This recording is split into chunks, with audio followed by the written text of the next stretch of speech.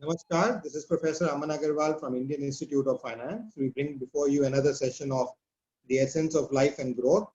And like you have heard large number of leaders, we have another very charismatic leader, a person who has made lives of, I would say, millions across not only the country but around the world. He has not only motivated people, he has trained them, he has churned them, and he has made them really worth contributing to the soil of this nation and even outside. We have with us Professor P.B. Sharma, but before we begin and before I introduce him, I would I would like to give my disclaimer. Please note that we are observing all the norms and nomenclature as advised by the Ministry of Home Affairs for conducting Zoom meetings and to protect any kind of Zoom bombing. And so we have requested everybody to keep their mics and videos off, except for the speaker.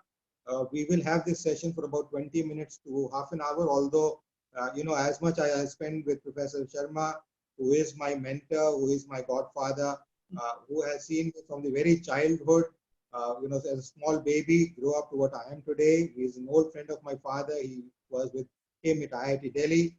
So he is like my father. And I have always got inspired and learned so much from him. So we will learn a lot, but then as I said, we will keep the audios and the videos off for everybody. We will open the session for people to ask questions towards the end, and we will have about 15-20 minutes or maybe half an hour to ask questions from everybody. We will not like any mind to go without an answer today. And as Professor Sharma always says, it's about learning, it's about knowledge, it's about giving. And he has been one of the biggest givers I have seen in terms of knowledge. He's very philanthropic. He is really in terms of distribution of knowledge, in terms of distribution of wealth, of resources. He has never restricted anything ever in his life. And just to introduce Professor Sharma, although I cannot take this, or as they say in Hindi, gustaki nahi kar sakta hu main. I cannot do this mistake of introducing him. Everybody knows him very well, but still I will make a small list of people who have come from overseas, who do not know him personally or have not interacted with him in the past. Professor Sharma, as I said, is a renowned academician. He is a scholar. He is a guru in true sense. He is not only guru of me, but a guru of large number of people across the globe. He has been my father's colleague at Indian Institute of Technology, where he was a professor with my father. Although my father is a professor of finance and Professor Sharma is a professor of engineering sciences, of technological sciences, and a man who has ventured out from technology to Vedic sciences and spirituality. A man who has taken technology and sciences, and today we are seeing that live with us. Professor Sharma also has been a creator, a person who has created life throughout, not only as amongst human beings, even within institutions. He has been an institution builder, and he has created life being in the government framework, which is one of the most difficult tasks to do, because one can still create life outside the government framework and try to strive it, which is in itself another challenge. But what Professor Sharma has done with the kind of problems, with the kind of issues which come up in the government frameworks, he has not created one, but multiple institutions, one after the other. And he has not left this stride in doing so. Just to begin, he was with the Delhi College of Engineering, which was very famous, the mother institution of IIT Delhi from 1990 to 2009. And when he started the journey at Delhi College of Engineering, I remember I was just a child coming out of college, and we went to meet him multiple times in his office with my father. And I remember he was narrating the kind of difficulties, not only from the administration per se, but from within the university, from different communities within the university, which were making his life difficult in terms of getting and imparting knowledge, despite the fact that Delhi College of Engineering had a history, was a prominent institution, an institution of learning, a temple of learning, where thousands of students had gone out, thousands of professors were teaching, but they were creating problems for smooth knowledge disbursement. And I remember how he tackled them with difficulty. I cannot share, but I will request him to share some insight from his life in the course. But that was something which I saw in him, the zeal to make it up, to do it. He was not a leaver. He was someone who believed in things. He believed in spirituality, he believed in himself, and he believed in the main aspect of karma. And I think that is what he stuck to. From karma, he made dharma and he made everything possible. Then he was given the chance by the government and requested by the government of India to set up another university while he was still heading the principal of Delhi College of Engineering. He was the founder vice chancellor of the Rajiv Gandhi Pradyogik Vishwavidyalaya in Bhopal. And it is one of the leading institutions for technical education in the country today. But the core foundation, whether it was course outline, structure, layout, anything you may talk of it, was done by Professor Sharma. And he founded it, structured it, raised funds for it, and he got a large amount of endowment from alumni for this institution, which was very unique because I remember even in Delhi College of Engineering, large number of alumni of Delhi College of Engineering were ready to donate crores of rupees to Delhi College of Engineering, but the administration, the Delhi administration did not allow him to do because the framework did not allow him to do that. And he used to tell us that, I have alumni because of my work, because of my commitment, they are ready to come and, give money to the institution for development and research and growth, but then I cannot do it. But he was able to do that at Rajiv Gandhi Pradyogik Vishwavidyalaya, where he brought hundreds of crores of rupees from alumni across the globe, people who wanted to, who were looking at spreading knowledge and education throughout the country. And that is something which was tremendous because you know how important finance is. Although he's not a finance man, but he built everything from scratch wherever he went. Then he upgraded the college of Delhi College of Engineering from being just a mere college of University of Delhi. Although Delhi College of Engineering had its own prominence, it was an independent institution. It was under Delhi University, but then it had its own charm. It was the founding mother of IIT Delhi also, jointly with Roorkee. But he carved it out a pure independent niche. He not only took it to its campus in Bavana. I remember when I was in a parliamentary committee on education almost about 15 years back, addressing at the parliament, I said, Professor P.B. Sharma has brought dream into reality for Delhi College of Engineering. This land was allocated by Government of India to Delhi College of Engineering for 50, 60 years. They had the fund, but no principal had the position to take it to the next level, which Professor P.B. Sharma did. He not only turned it education-wise, but also physical infrastructure. It's a beautiful campus. I was there about a year back as a guest of honor at a sports event, which was a women's sports event. And it was amazing to see the way trees and streets were bustling, the way he named them on different rivers, on different rishis, and so on and so forth. It was good to see. I took a full round in the campus because I had seen it in the initial phase when he had set it up and then he moved. And then I saw it recently. Then he was also president of the Association of Indian Universities for 2017 to 18. And now he is currently the vice chancellor for Amity University, Gurgaon, making its path, making it leading its way, and making it go higher and higher every day. Since he has joined the Amity University, the stars of Amity has been growing up in science and technology. Large number of patents, large number of interactions, large number of summits, large number of scientific developments have started taking place. In innovation, in technology, you name it. I can keep going on for hours. But just a few words before I request him to speak. He's been a visionary leader, an eminent engineer, renowned technologist, and he's been the former chairman of CGP, former expert member of CABE at Ministry of Human Resource and Development, and apart from various other positions. But more to his core of the heart, he is a human. He integrates science and spirituality in a way which I have never seen before. He brings Vedic science and spirituality into daily life of every one of us. And as we began today, I got to learn from him. I got the name of a book also, which I will go through, and I will request him to tell everybody else also. He is deeply engaged in all these activities, going day after day and propagating glory for India. He is a true son of India, a true academician and a true guru in my sense. And as I said, he is my godfather. He is my mentor. He is like my father, my real birth father. He is like that. He has seen me grow from the very small child as I see my son. He has seen me grow from that stage to what I have become with his blessings and with his guidance. I take you to Professor P.B. Sharma now, and then we will listen to him as to what he has to say in terms of the essence of life and growth, which he has lived every moment going throughout for the last 70 years. Welcome, Professor Sharma. Thank you so much indeed, Aman. You have tremendous amount of love and affection for me, and surely you have voiced your great appreciation for what I have done in my life. But let me say this without any reservation that God Almighty has been more than gracious to me throughout my life, right from childhood to this day. And it is God Almighty who gave me the privilege to serve institutions of great eminence, including IIT Delhi, Delhi College of Engineering, Delhi Technological University, of which I was the founder vice chancellor, and of course, in my own home state, going back and serving our own state actually of Madhya Pradesh and founding there the Rajiv Gandhi Technological University, and now being part of a great education group, Amity Education Group, for the last 6 years as vice chancellor. I think it cannot happen without the grace and mercy of God.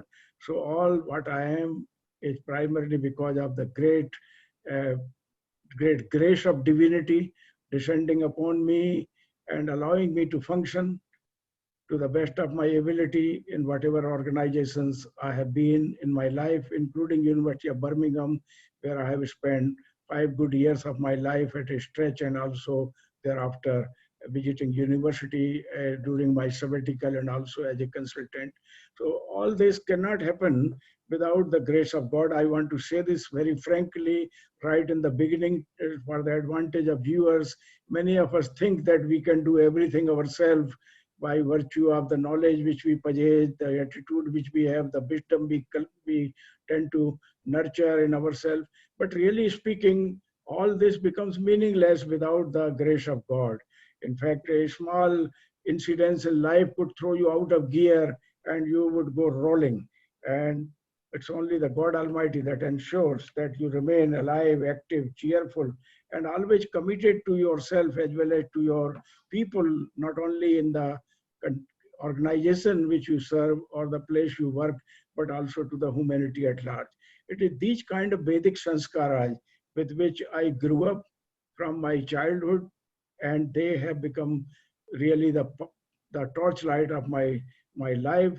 And I've traded and transacted with tremendous amount of understanding and conviction with which we grew from our childhood with the Vedic sanskara. My own father, who left to heavenly abode in 1961 when I was only 13 years of age at that time. In fact, during my childhood, he used to ask me to recite a mantra, which I thought I must recite today for the benefit of the viewers. Every day he will ask us to recite a beautiful mantra, and that was Vidwattam Chandrapattam Chanev Tulyam Kadachan. Vidwattam Chandrapattam Chanev Tulyam Kadachan Swadeshe Pujyate Raja Vidwan Sarvatra Pujyate. And it was this mantra from the Vedas, which means that a man of knowledge and wisdom is worshipped and adored everywhere, even outside his country and his society. And while the person with wealth may be worshipped actually within his community, and person with, uh, with, with power would be worshipped within his own country. And a man of knowledge and wisdom cannot be compared with the king or emperor. My father perhaps made us to recite this mantra so that we understand the value and worth of knowledge and the wisdom which we accumulate by trading and transacting the path on a career path, which will be through teaching, research, innovations, and also accumulating tremendous amount of wealth of knowledge. Today, of course, in 21st century, we all understand that knowledge is a wealth unmatched by any other wealth, because it cannot be destroyed, it cannot be taken away, it cannot be burned to ashes by anybody. Knowledge remains not only within our mind and within the storage of servers which we have today, but it remains in the cosmos, because the brain waves of knowledge which we emanate by our talk, by our speech, by our imaginations, by our thought power, they go and invigorate the whole of the cosmos. And it is this kind of richness with which the Vedic philosophy and Vedic civilization, of which we are a great part here in India, nurtured in us that feeling of commitment to serve the society and Mother Nature without any conditions. So with unconditional commitment and dedication of the kind that is expected from people of letters, people of mind, and people of knowledge. And I believe that this was, of course, the greatest strength of India's civilization, and that has to be rediscovered today, because the whole world today is trying to find out the meaning and purpose of life, and trying to understand what we are here for, how best we can nurture this beautiful world and create layers of peace and prosperity and happiness together. And that can only happen, in my opinion, with the kind of spiritual integration that is required in the life of an individual, to his work activity, and to the service which he provides to the community and to the humanity at large. And therefore, it is very important for us when the IIF took the initiative, Dr. Aman took the initiative to start this webinar on life and growth. I thought that there is a hidden agenda here. We have been talking of growth and development throughout our life, and of course, the whole world has done very well, including India, and we have been part and parcel of tremendous amount of advancement of science and technology, the businesses, the corporates, and the world which we created today is one, of course, and the whole world has come together. But what we have perhaps on the way lost, that the whole purpose of development and growth is to create that vital glow of happiness on the faces of billions of people around the world, so that each one of them would say that, I thank you, God Almighty, for giving me this opportunity to be a human being and to serve the interest of man and Mother Nature. It is this element which we need to now bring back into our life and into our developmental strategies which we plan for our nation and for the humanity at large in all nations of the world. And therefore, I think this lockdown of COVID-19 has given us a great opportunity to pause, ponder, and introspect, and ask ourselves how best we can go about now, whatever remaining breath of life are left with us, to serve the interest of man and Mother Nature in a manner that we are able to create a better world than the world which we have inherited when we came to this life. My own judgment is that the life we learn throughout our life, and the learning which we get, we are eager to utilize our knowledge and wisdom for the service of this beautiful world. But learning continues not only up to the end of life, but here in India we say learning continues beyond life, which means even when you die, you take away with you the sum total of wisdom which you have nurtured in this life to the next life, and start your journey with that kind of reservoir, like you to go from one place to another with your bank balance which you have earned at one place. So really speaking, now we have to do a lot of thinking in that direction. I wish to thank actually initially Dr. Aman, as well as his brilliant learned father, Dr. J.D. Agarwal, who has founded IIF.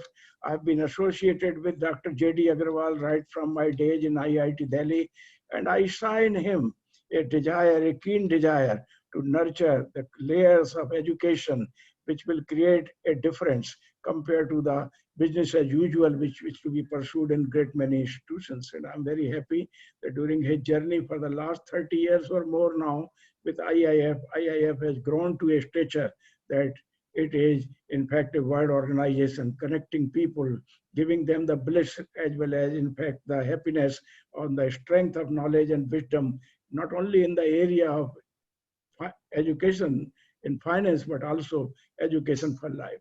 Now, let me also say to you that when I look back my own attachment to science and technology, I was rather amazed that science began with the science of life at the beginning of 20th century.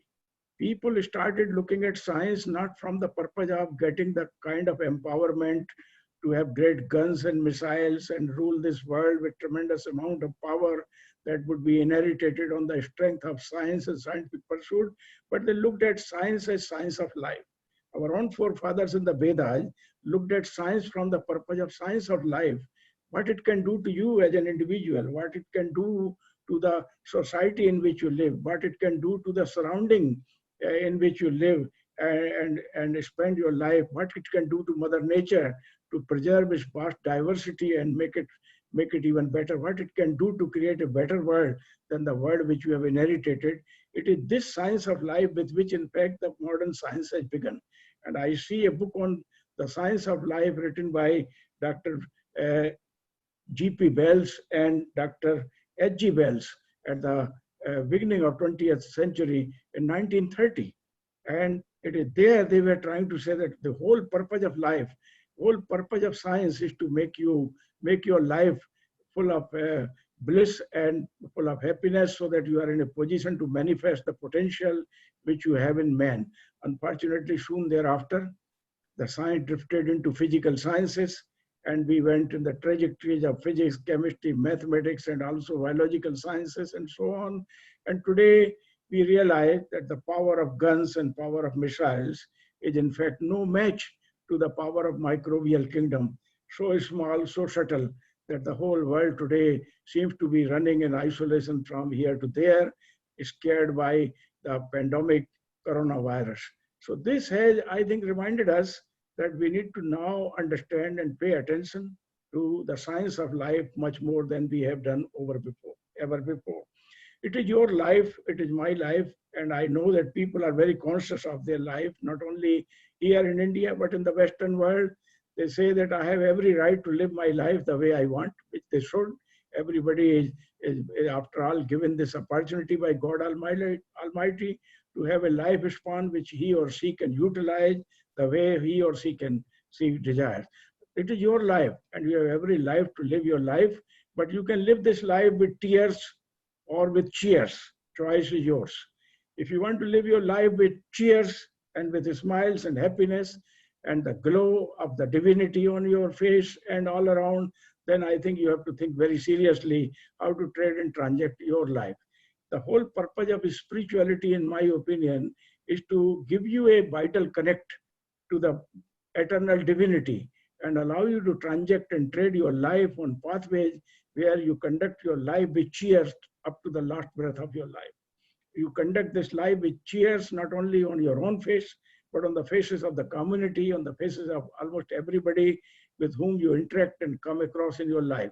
And you create the bliss of divinity here on earth because of you are inspired not only to amass wealth for yourself, but you are here inspired to unconditionally serve the cause in the interest of man and interest of Mother Nature. It is this kind of inspiration that comes by effective integration of spirituality in our work life. It comes by integrating spirituality in whatever we do. Spirituality in work life creates perfection and creates a positive attitude by which you are able to give your very best to the organization to which you belong to without asking for what do I get out of this. Because spirituality makes you aware that the world which you have around, you have to learn from Mother Nature. These beautiful trees, they teach us the spirit of giving. They give you the shadow and relax when you are tired. They give you the pranavayu, the oxygen, which we all require. Purest of the pure oxygen comes from these beautiful trees around. They give you fruits which you eat and so enjoy the bliss of Mother Nature. And they give you comfort and convenience and give you an assurance that while you remain in the air-conditioned, cozy environment of your offices and houses, and we will take the beating outside of the worst environment that may be available during the season. And still they give you cheers and a smile. In fact, in India, we have trees which smile during the hottest sunshine, and they give you the best possible that green leaves when things are burning otherwise under intense heat. It is this kind of feeling of spirit of living, spirit of giving that comes by integration of spirituality in one's life. Once that happens, you start conducting your business with a very different attitude. When spirituality is embedded and integrated into business, you conduct your business not merely only to count how much money you have made at the end of the day, but you also count what kind of happiness you have created, what kind of bliss you have created, what kind of service you have done to the society.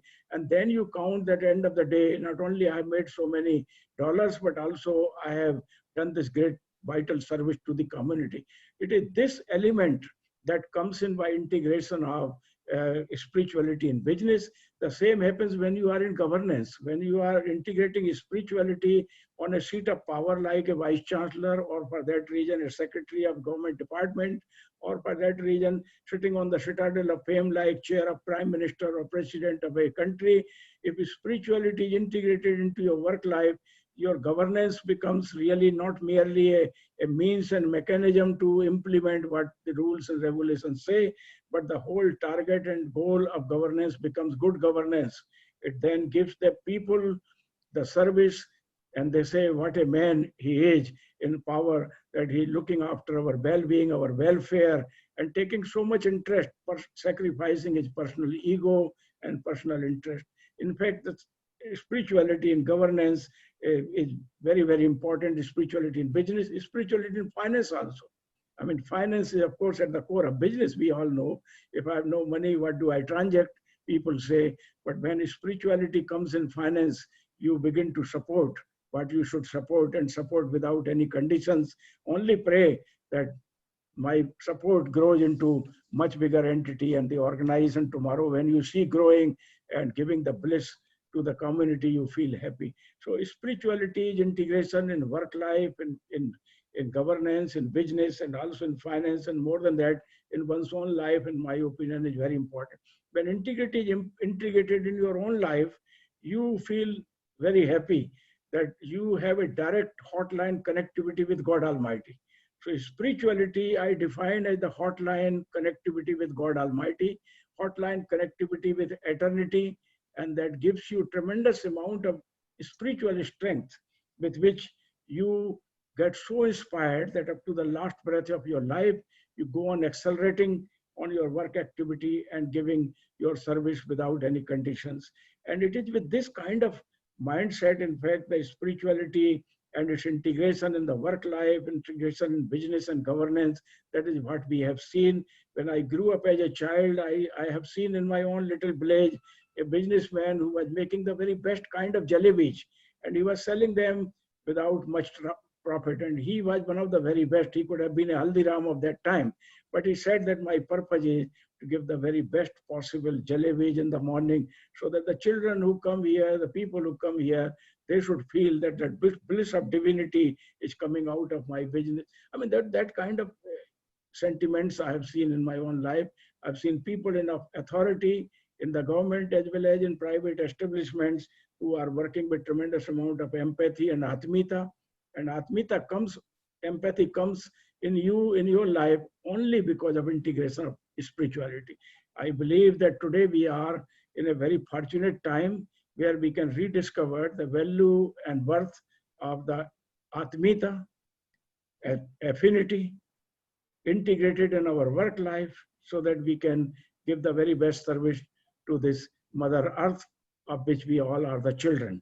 No matter in what nation we are, no matter what religion we belong to or race we belong to, we all are children of Mother Earth, and we have a responsibility to take care of it. And it is because of these reasons, in fact, in a country like India, if you permit me a few more minutes, Dr. Aman, that it is for this reason in India, integration of spirituality enabled us to look at knowledge, cultivation of knowledge, which in simple English words is referred as jnana. Jnana is not just knowledge, but jnana becomes vijnana. The minute you start using your mind and the mechanisms and systems which you have around, knowledge becomes vijnana, which means science. So knowledge becomes science with the use of your mind and your brain waves and brainware which you have, and the systems which you have around, you cultivate science. And science and jnana and vijnana together, they enable you to integrate spirituality in your work life. And then you go to another horizon, which has been labeled in our scriptures as pragyana. Pragyana is that horizon by which you go from the level of your work activity to a horizon where the whole world becomes your family, and you become caring and concerned individual, devoting every breath of your life for the service of humanity. It is this level of pragyana that also give you scientific capabilities of the highest order, and impossible then becomes possible, and you become in fact master of your own in a manner that you are able to impact the whole of the humanity by your work and actions which you perform. The great heroes of the world who have made tremendous amount of transformation, whom we remember with great reverence, were the ones who have touched the horizons of Pragyana, where they could make impossible possible and provide the necessary turning point to the history of the mankind. Let me finish by saying that I feel myself very fortunate, and that I have been born in India, and I am a descendant of a civilization that has always inspired us to integrate science and spirituality together in our work life, in our businesses, in our systems of governance, and so on. And the time to utilize the rich wealth of this integration has come now, because after coronavirus unlockdown of the lockdown in which we are, the world has to be seen from a very different perspective, because the value and worth of life has been now understood to be more than the value and worth of the possessions we have with us. And if the value and worth of life is so important as we have understood, then I think we need to trade and transact tomorrow with tremendous amount of caution and with charting out new waves and new ways of conducting our business, our work activities, and the way go about serving the society and the vast humanity. And for that, the time is now. I will give further inputs on this when the question answer session begins. But I thought at this point, I must stop by recalling one of my guru. Aman had very high reverence for me. It's because of his love and affection. But I learned a lot from the great rishis of this great nation. One of them, of course, is Sri Aurobindo. When I was in Birmingham at that time, I became very much attached to Sri Aurobindo. Aurobindo has written 31 volumes, which are all published now. And in his highest level of wisdom, which he glows from his Savitri, the volume which he created, here he goes to say that that's the prophecy which he made, that frontiers of ignorance shall recede. Frontiers of ignorance shall recede. We are always running around frontiers of knowledge. But here was a philosopher who said, frontiers of ignorance shall recede, more and more souls shall attain divine, and the summit of life with divine is bound to happen in one's own lifetime. And it is this kind of prophecy now we can begin to see a much bigger meaning, because we have seen that the frontiers of knowledge are expanding to infinite limits. But what is important is to reduce the frontiers of ignorance so that we all become enlightened and wise enough to discover the value and worth of life, and then trade and transact in a manner that we manifest the tremendous amount of infinite potential will each one of us have for the service of man, for the service of mankind, and service of Mother Nature.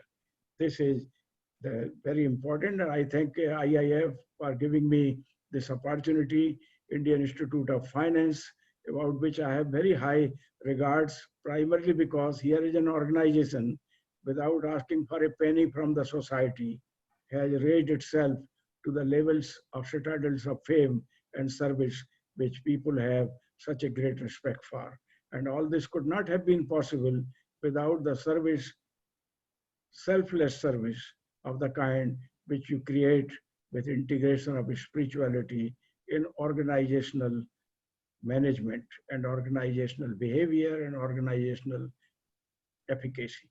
And I wish to express my profound happiness and gratitude to Dr. J.D. Agarwal, my friend, for raising this organization from ground zero to create such a blissful environment in which many of us here in India and great many abroad are connected to. And I wish to thank you, Dr. Aman, for carrying forward the torch of light of your father and working in a manner with fullest of devotion and unconditional commitment. Thank you. Thank you so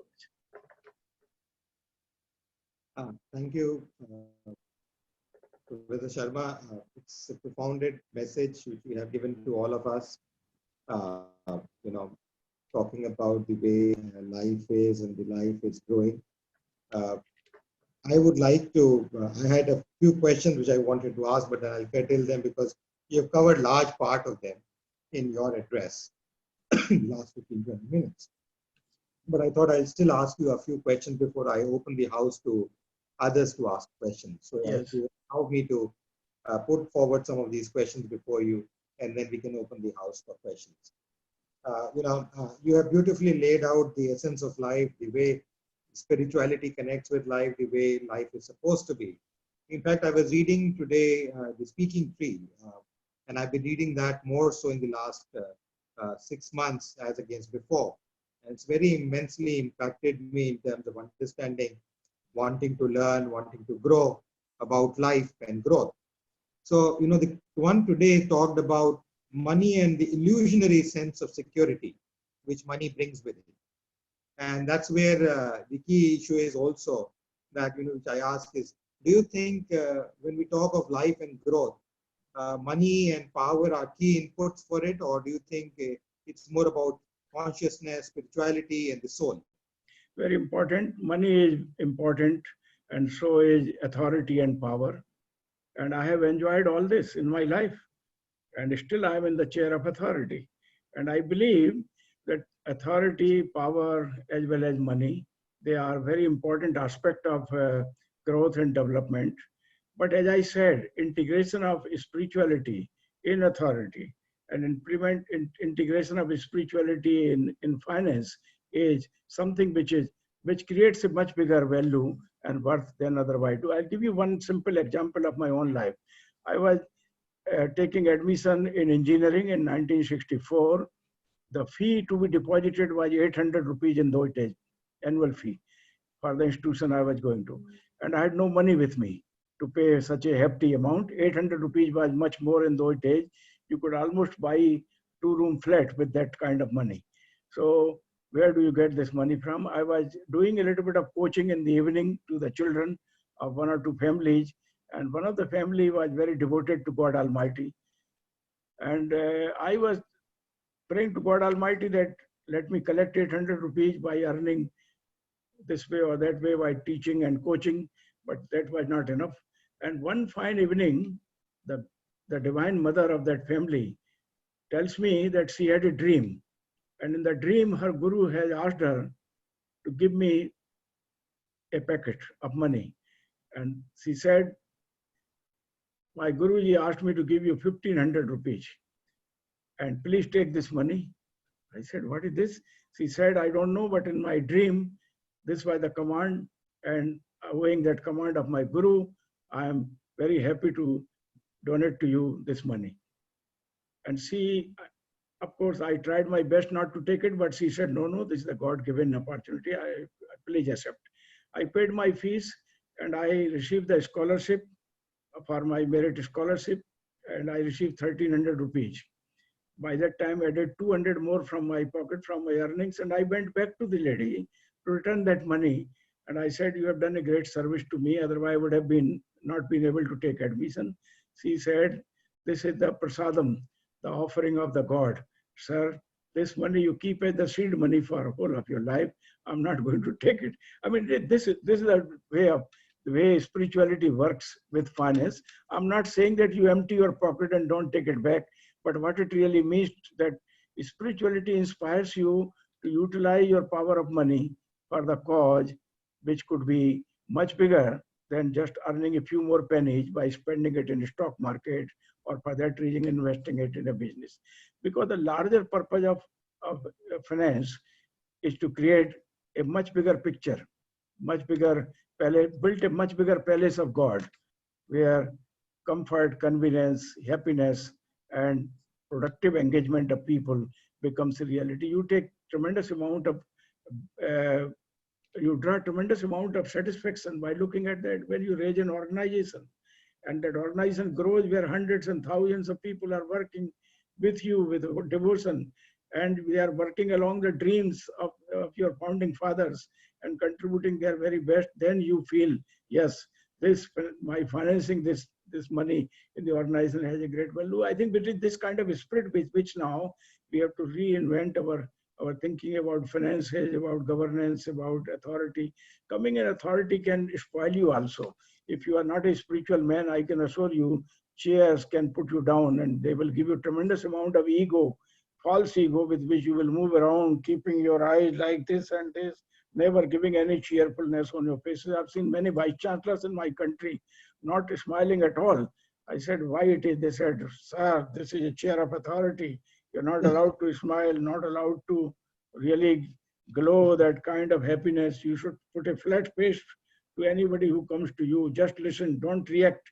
I have always been reacting and reacting beyond their expectation, giving them the solace and comfort. Anybody walking in my office must go back with tremendous amount of cheers on his face. Otherwise, what is the purpose of coming to the Vice Chancellor? It is this kind of element with which I think the spirituality need to be brought back into our work life. I personally believe so. This will create a better world than the world in which we live today. No, truly, you've given the essence in fact, I wanted to raise it and you explained it so beautifully about how do you go about celebrating life. But then, this is a complex problem which is coming up with the internet also, is what I call the problem of plenty. Yes. We have so many things now in plenty, everything, whether it is TV channels, whether it is option to go and buy things, whether it is option to eat food, everything is so much in plenty. Earlier, when you grew, or even I started growing as a young child, it was very few items. You had a very well laid path and the directions coming from people. But today, the youth and the students are perplexed with this problem of plenty. I remember when I moved to the US and I wanted to buy certain things in the stores, everything was so many in numbers. And it was difficult for me to decide which one was something what I ate or what I drank as milk or what I ate as bread. What is that what I ate? And was a big question before me. Now, with this problem of plenty, how does one go about celebrating life? What are those key things? Very interesting. In fact, we are in the age where especially the youngsters feel that they have plenty around them. I had, of course, grown always when things were scared. I mean, I wouldn't have more than a shirt, one pair of shirt, one pair of trousers. And trouser also when I came only to engineering, otherwise half pant was good enough.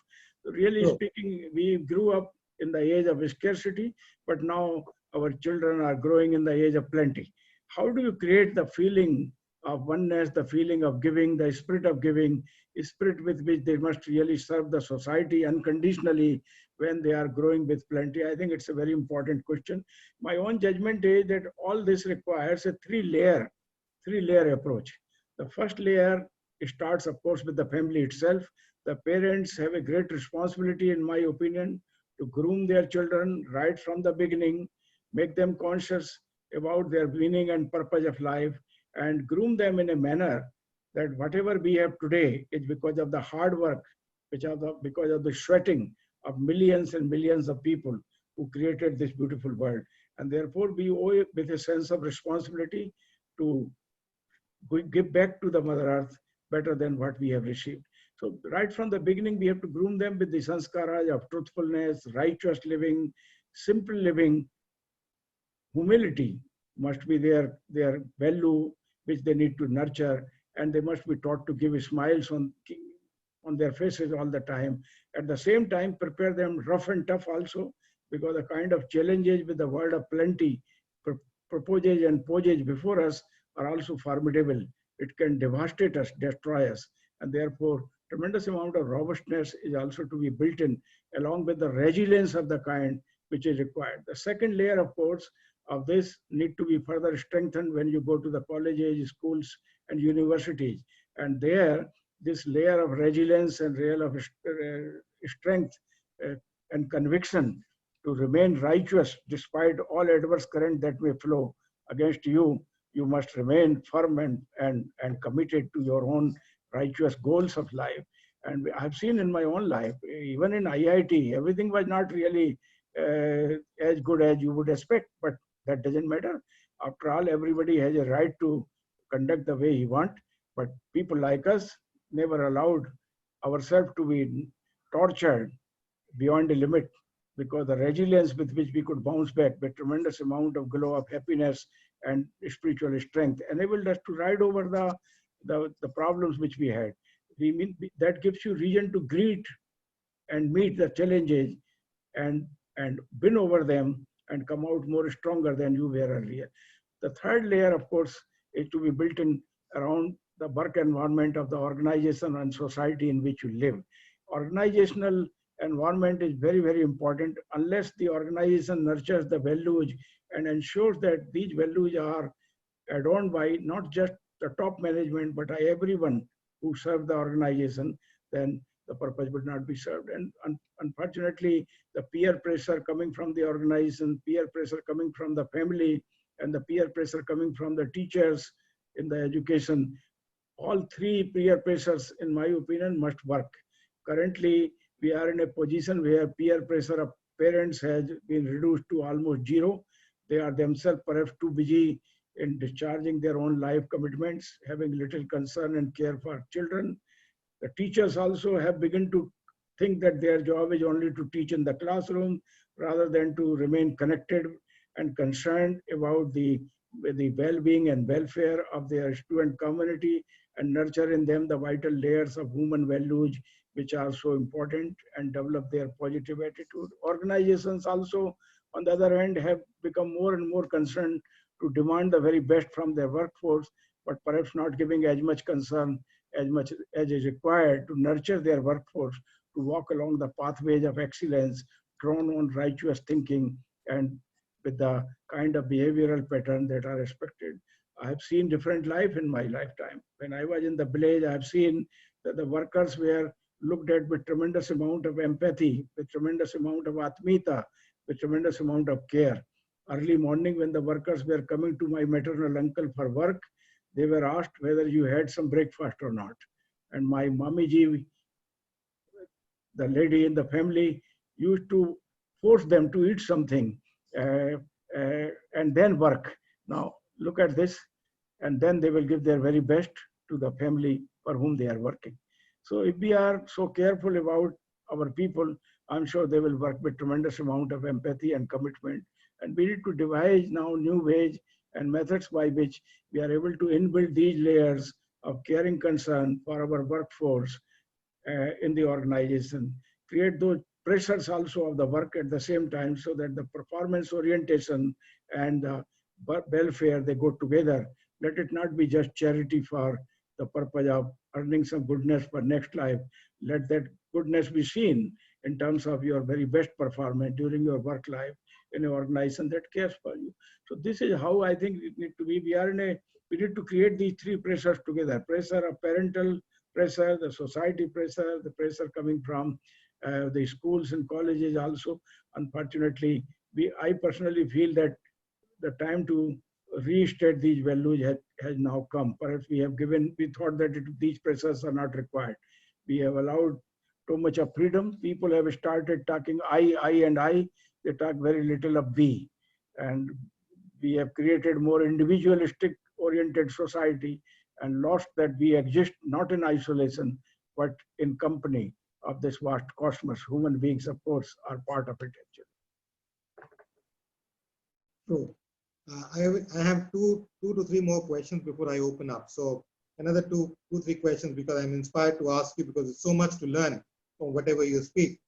You know, we have been seeing difficult times, not only now, but it's been almost a time of uncertainty, which has been going on for decades now, almost 2 or 3 decades. A lot of uncertainties have been going on. Financial difficulties, social difficulties, health-wise, n number of things. Even countries have been facing this. Even people at large have been facing this. And now this new issues of ethics, morals, family values, also in a big contrast, as you also rightly pointed out that, you know, the parents' role has gone down extensively because of their own commitments to work. Yes. Now, given this, how do you see life shaping up in the next 6 months to a year?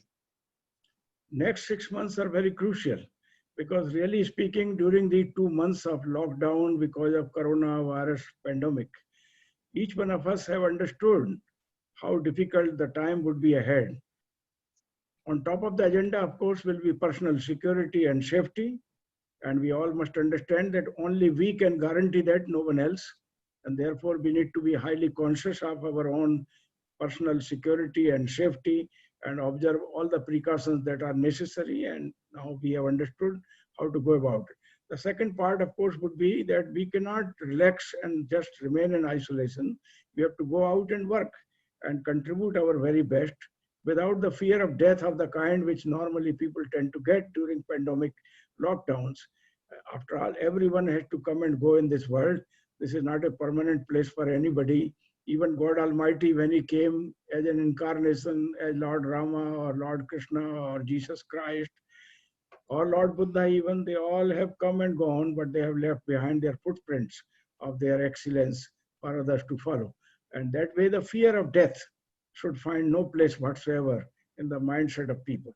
And third, which is very, very important aspect of our way to transact tomorrow, that utilize every single breath of your life for giving the very best which you can to yourself, to the society, to Mother Nature, and to the world at large.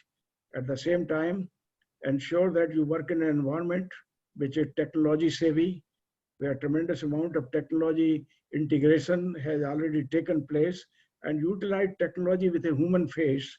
Try to understand that technology is an empowerment for you to discharge your duties and responsibilities with utmost accountability and responsibility, rather than utilize science and technology for a wrong cause of playing havoc. Because this connectivity and social media and online system, while it is a bliss of heaven, it is also a vice which can destroy the whole society. And therefore, in the years to come, we have to be highly conscious about our responsibility and accountability to ourselves and to the society. The government, at its part, I'm sure, would be seriously thinking how to put system in place and laws and regulations in place to regulate the conduct and behavior of people, especially now that the field is wide open for anyone, no matter at what level of hierarchy of knowledge and enlightenment one age. You can utilize any technology today without much difficulty. And therefore, that is very important. But last but not the least, a lot of wrong that was allowed to happen earlier, and perhaps we were concerned but not voicing our concern earlier. For example, damage to environment of the kind which has been happening for years together, which had destroyed pranavayu, the air beyond limits, which had destroyed our rivers of nectar and made them rivers of poison. I think now onward, the greater responsibility on each one of us exists to ensure that we don't repeat such mistakes when the COVID lockdown is unlocked down, as and when it happens in the next few days. Therefore, next 6 months, I think we have to self-regulate ourselves, and also the government must also regulate. I want to see less cars coming on the road. I want to see less foreign travel. I want to see less travel in trains and aeroplanes within the country. And I want to see accelerated economic growth without the tears of the kind which it has created earlier. I also want to see the growth of economy is restructured along the lines of inclusive growth so that no one is left behind. Those who have gone to villages now are asking us, when would you create the work environment around these villages and go for the agenda of smart villages rather than pulling us back to the mega cities and once again create mega slums of the kind which we have created earlier. So I think in the next 6 months, what we do will decide the future of us today and will also perhaps decide the future of coming generations. These 6 months are very, very important for us to devise the trajectories of growth and development and the way we conduct our life for ourselves as well as for the vast humanity. Professor Sharma, you have seen the youth, you have seen work with the government, seen from inside, seen from outside. You have different exposures altogether. You have seen all sides of the coin, or as I say, the 360 process, complete process. And you know the potential what India has, as a matter of fact. And the fact that our median age today is around 28. What do you think, or how do you think that we can attain the sustained growth within the potentials we have, and also induce happy living along with that induction of growth? I'm pretty sure India had tremendous potential, and so is the potential in all nations of the world, with all humility. Our own Prime Minister, sir, has said that India must rise to $5 trillion economy by 2024. People like me believe that you can surpass that target. But then you must also ask yourself, how do you go about it? And the ways and means of doing it have to be now properly understood. Merely running around Industry 4.0 of the kind which we were perhaps so much mesmerized with automation and IoT and integrated manufacturing and systems supported by high technology, while that is all right, but for a country like 1.33 billion people, I need to ensure that I create millions and millions of jobs for my countrymen and support millions and millions of enterprises, small and large, so that the nation as a whole creates an environment of economic development where the inspired and enterprising minds of Indians in plenty, and we are in plenty in this country. There are 666 million people who are below the age of 25 in this nation. And there are 300 million people who are ready for the workforce in that age limit. So we have to really think much differently compared to the nations where the population is small.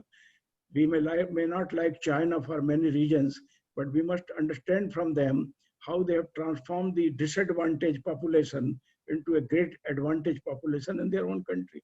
And it has come up on the strength of what I call mass entrepreneurship, MASS, mass entrepreneurship, where entrepreneurship grows to infinite numbers, where enterprising minds create mass entrepreneurship in all walks of life, then you tend to create jobs for millions and create an economy much bigger and begin to compete with the highest economies of the world. India today is, of course, third largest as far as the purchase power parity is concerned in terms of economic size. It can even beat China because you are a more peaceful nation governed by the democratic government, and you have tremendous amount of openness and autonomy with which you can innovate and excel and contribute positively in this direction. But the course of development and developmental strategies in nutshell should revolve around a balanced integration of what I call third industrial revolution and fourth industrial revolution together. Our jumping on the feet merely for industry 4.0 today or 5.0 tomorrow is not going to create India of our dream. I don't want to see India where the 1% population of my country contains much of the wealth of my nation. I want to see my 1.33 billion people have a reason to be born in this country and let them say that they are proud to be an Indian because they have plenty of opportunity to manifest their immense innovative and creative potential which they have. And therefore, I think that government and planners are well advised that they must turn their pages and reinvent what we talked about earlier, Industry 3.0, where mass entrepreneurship on the strength of ICT and its inroads into the rural areas, the food technology, the agro technology, the water technology, the energy technologies, and the technologies which are directly responsible for creating immunity and good health for all. It is they should be our priority and not just massive production taking place in mega cities, factories, where you are pulling the workforce and then telling them that you are not required. I'm not against robots. I'm a great friend of robots. I want robots to do a great job for us. But at the same time, I'm not one of those who will believe that robots should be allowed to replace human beings everywhere. I have a reason to be a vice chancellor in person.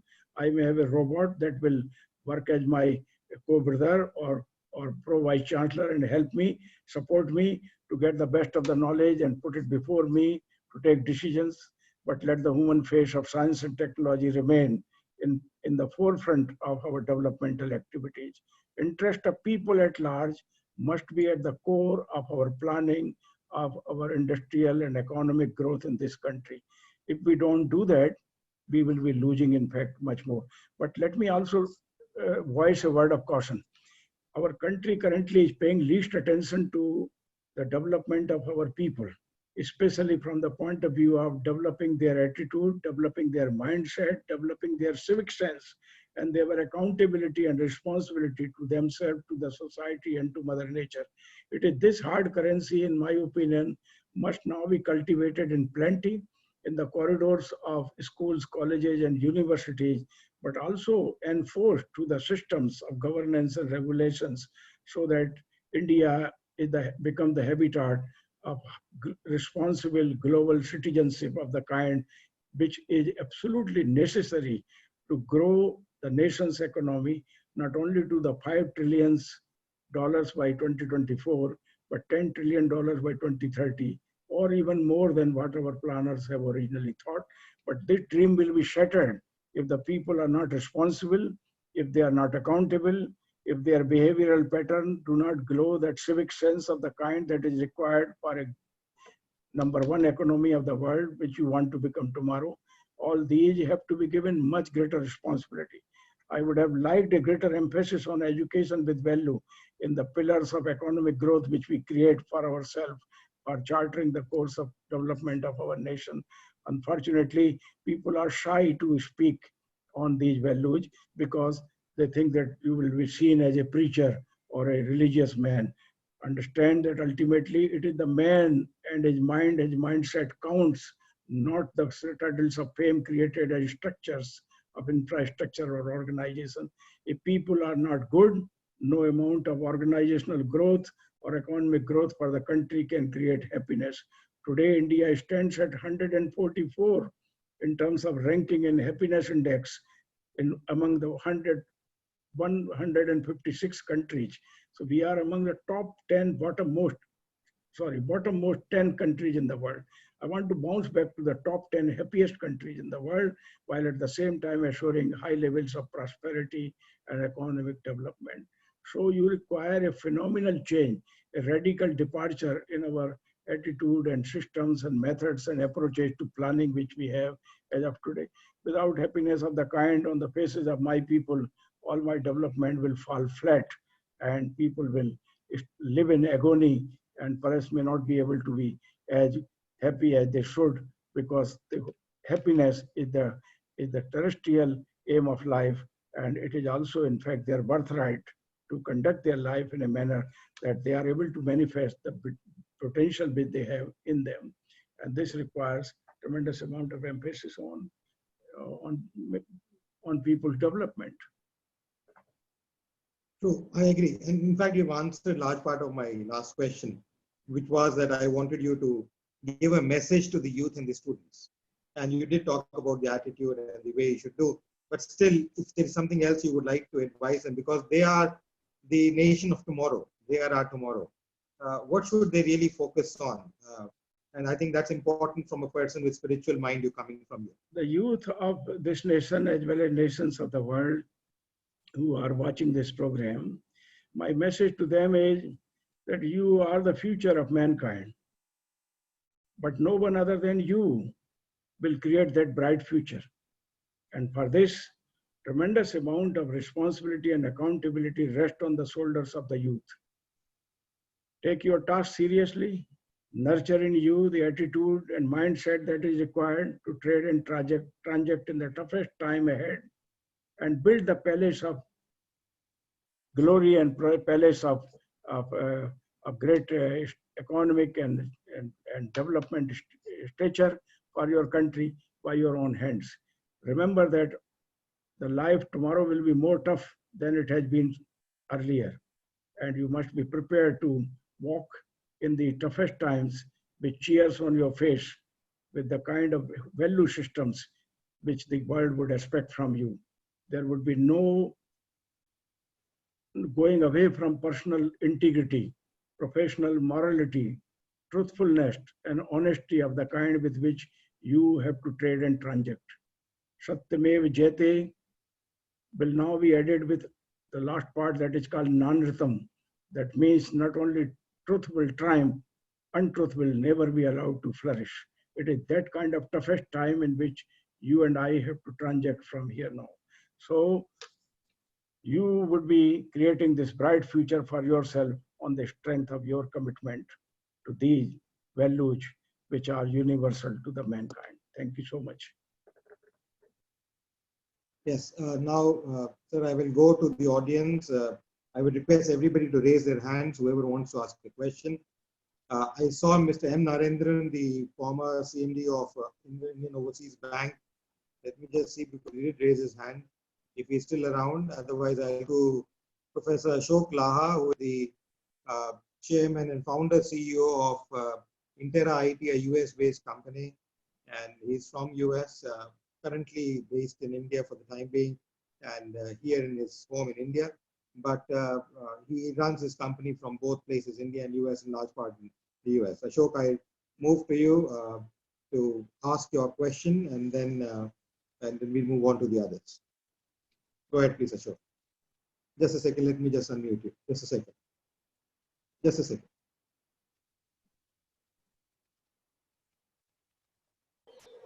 Please go ahead, Ashok.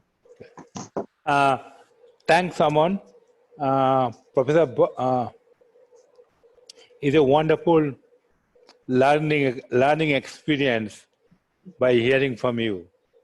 You know, I got a unique privilege to meet Aman, and to me, he is my younger brother. He's a wonderful person. You know, I think I share everything which you told about Aman.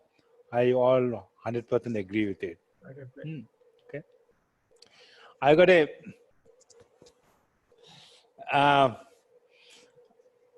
got one practical question. Okay, a couple of things. You made a point that vice chancellors here, who are part of authority, they don't smile. Now, I spent most of my adult life in the US. You know, when I went to the grad school, then I settled there, I worked there, I started a company, all that stuff. There, smiling is a very common thing. You meet a stranger on the road, you give a smile, shake hands and everything else. Here we don't do that. In our company, I strongly believe in a smile. I strongly believe in our managers. They do smile to the employees, everything else. But I see that still lots of people, they don't smile. They think that if you smile, you have to pay GST tax or something like that. So how to make that as a part of culture? Yes. You know, I'm thinking from your experience, how to help me out, how to make that a part of a culture, habit. Yes. That's a very difficult question, of course, but I am so happy, Professor Loha, for your brilliant question. Each one of us who are in the chair of authority have a region to impact the mind and behavior of our people, which is the most difficult currency, of course, in an organization. One of the organizational value which we define has to be put up a smile on your face and put a positivity in your attitude. It is this kind of nurturing of mindset gradually works. When I was in England, I was surprised that everybody was smiling. Even a little child would look at you, give a smile. It could be false, but it was something like this. Now, in our country, if you look at a child, he starts crying. You think that somebody horror is in front of you. So I think we have to nurture this right from the childhood, from parental and to schools, colleges, and ultimately in organization. Putting a smile doesn't cost you much. It at least takes away whatever little stress you have in your own mind, and then get connected with empathy and atmita with the other person. But I think this is very important. It should be one of the organizational value with which we work. I know it is very difficult. I ask my people, why are you not smiling? They say, sir, you can smile. You are a vice chancellor.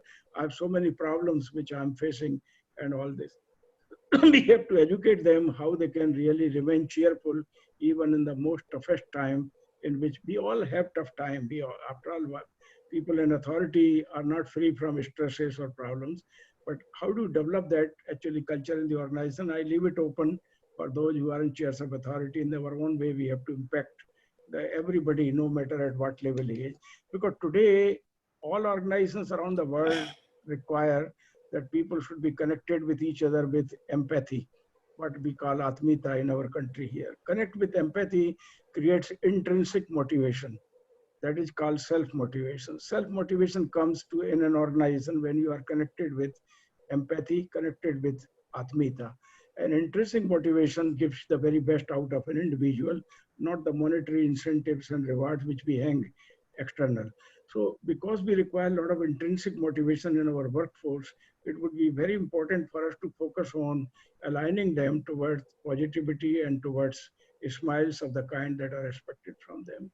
If we are able to create intrinsic motivation, bulk of our objective would have been achieved. Because when everyone gives its very best to the organization, the sum total outcome of the organization would be much more than what policy planners and founders have originally thought of.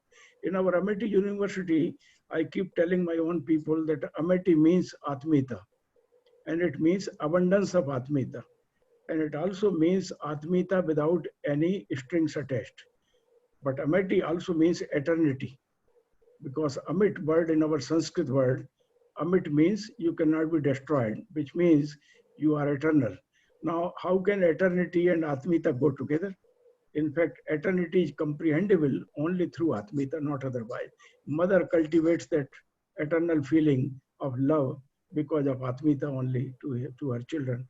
Now, can we bring it back as an organization value in our own organization? So I felt very happy toward the end of my life. I ended up here in Amity Education Group, where I defined Amity as Atmita and eternal sense of belonging. When that eternal sense of belonging comes, a smile is bound to happen on your face all the time. Because then you care for organization cares for you, together you care for the vast community for which the organization serves, and you create a big difference in your own lifetime through your work activity. Okay. I hope I have partly done justice, because Yeah. I know it's a very difficult question. No, I know. I know that's I'm wrestling with you every day, that question. Right. You know, Amity, I got a unique privilege to, I was associated with Amity for some time. I got a unique privilege to know Dr. Ashok Chauhan. Right. He has built a wonderful place. And I have seen him personally. I met him, and he always smiles. You know, Right. he got a tremendous personality to that. Okay, my other question is, if you got time to do that, I got other question is that relate to the. If you got time, Go ahead, please. okay. Relate to the present pandemic situation. I got every day I wake up and I see the issue with the cash flow. My customer is not paying the money. You know, every day I got 500 people, I have to pay their salaries and everything else. So every day I'm going through this one, you know.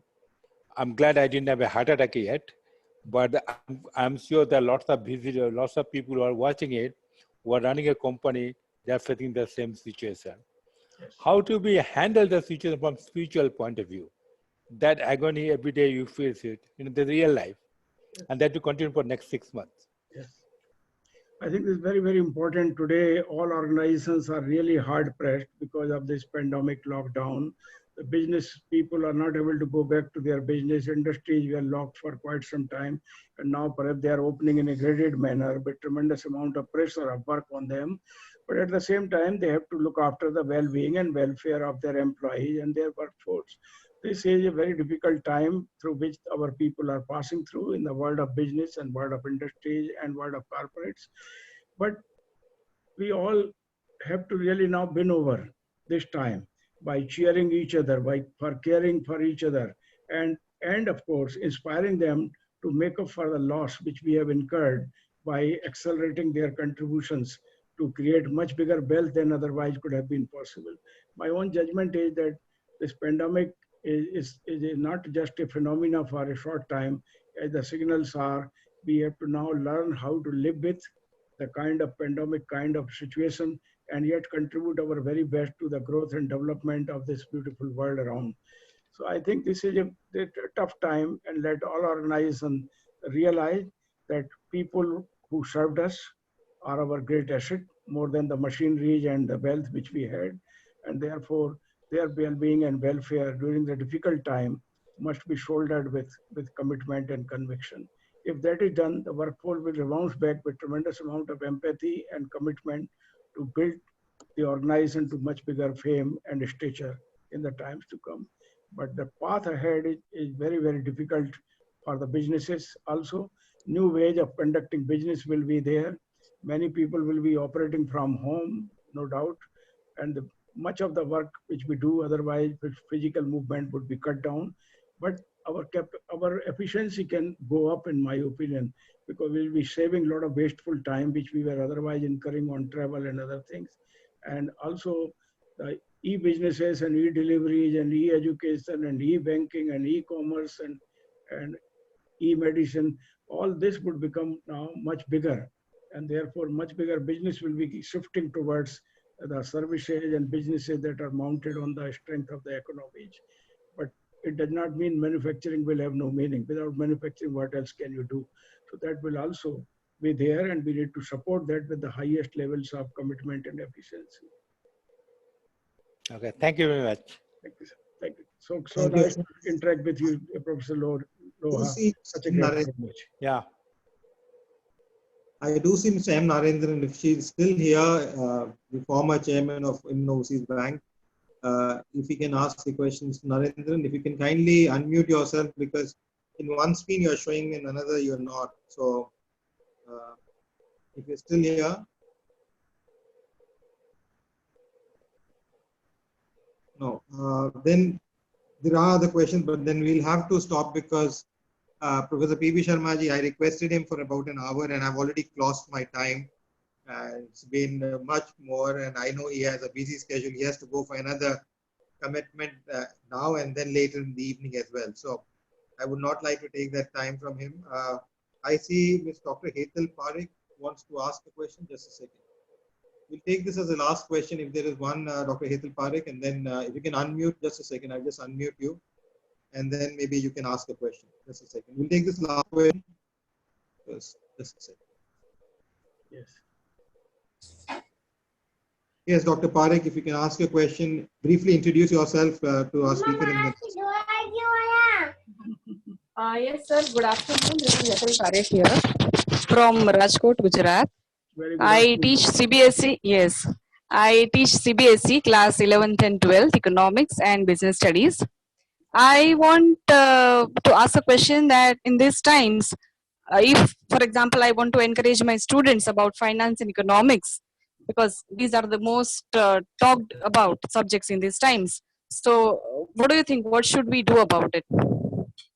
Yes, you're doing a great service to yourself as well as to the student community. I see your little girl also around you. When we work from house, I think we are not only educating our students, but also That's my son. transmitting tremendous amount of brainwave to our younger children around us. Such a great pleasure. Yes, I mean, business finance is very, very important subject, and we must certainly educate our students to understand the value and worth of money. Believe me, my own father, at an early age, when I was in class 6, he conducted an experiment on me, and I thought I can say this today. He asked me to earn some money. I said, you are my father, you have enough to feed us, to take care of ourselves. Why are you asking us to earn some money? He said, I want you to earn some money and do some service. He said, he did not say earn some money. He said, do some service. A friend of mine has got a child who is not able to learn well. Can't you help him to study better in his class? I said, okay. So I went to do a little bit of service to the next door neighbor, started teaching, and I earned 6 rupees per month at that time. This must be, I think, 1957, 58, 59, 58, 59. 6 rupees per month. And I brought back 6 rupees after hard work of 30 days teaching to the family where I was going. I asked my wife, my father, you have put me to work for 30 days to earn 6 rupees. You could have given me these 6 rupees yourself.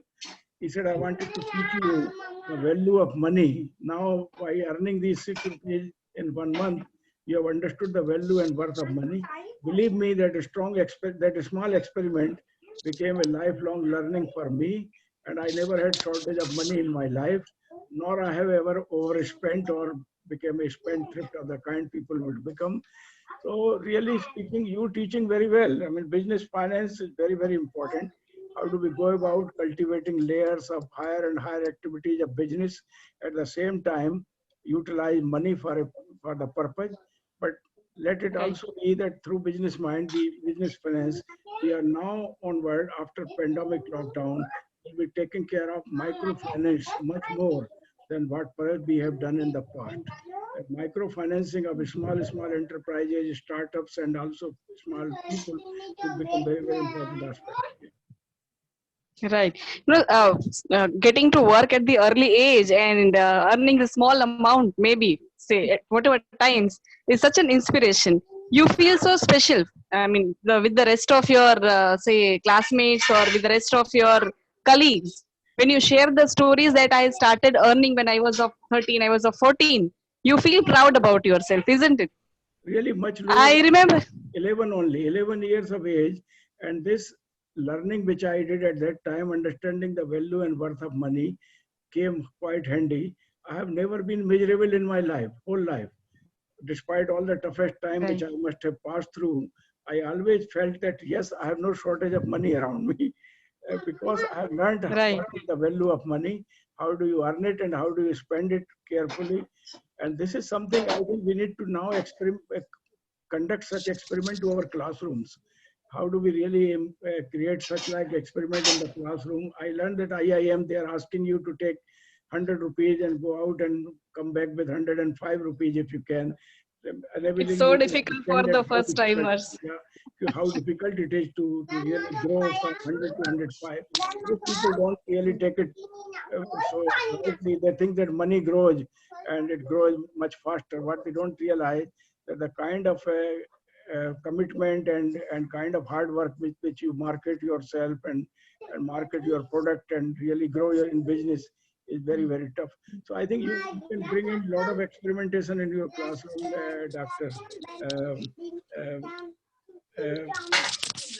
Dr. Parekh, Peter Parekh. Very nice to talk to you. Same to you, sir. Thank you so much, sir. And coming from the Gujarat, which is the place where people understand value and worth of money much more than anybody else.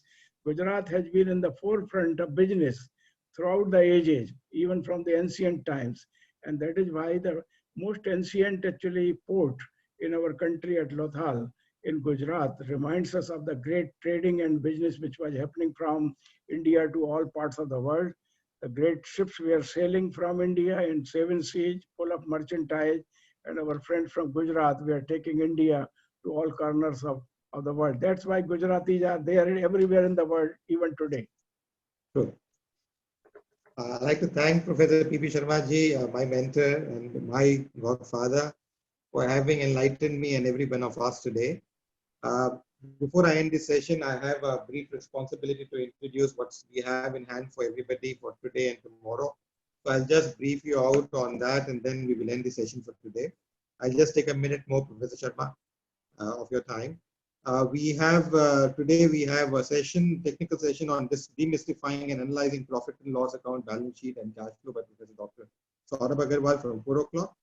And then we have, in the same session tomorrow, we have another dynamic person who is coming forth, much younger, but still dynamic, Mr. Anil Sarup, who has been Secretary Education, Primary Education. Anil Sarup is a gem of a person, and I'm sure I look forward to attending his session, yes. Thank you. And tomorrow we have in the afternoon an Understanding Economic Indicators by Dr. Yamini Agarwal, technical session again. Yes. With that, I'll end this session for today. Thank you. Sir, thank you for your guidance. And I will trouble you, as I said, on the issue of Vedic sciences and spirituality. It would be my great pleasure. It would be my great pleasure. Let me thank you and thank you, Indian Institute of Finance, for giving me this opportunity to be with you on this important occasion when we were looking at life and growth from a perspective so different than earlier. And thank you, your father, my very dear friend, Dr. J.D. Agarwal, your younger brother, Dr. Saurabh, and also your sister, Dr. Yamini Agarwal. Each one of you are doing a great service to the society, and we are all proud of you. Thank you so much indeed. Namaskar. Thank you, sir. Thank you for your blessings. And thank you, Professor Loha, for connecting to us from such a great distance and asking such searching questions. Thank you, Madam Parekh also, and all the viewers who must have spent their quality times listening to us during this webinar. Thank you so much. Namaskar, Jai Hind, and Vande Mataram. Thank you, sir. Thank you.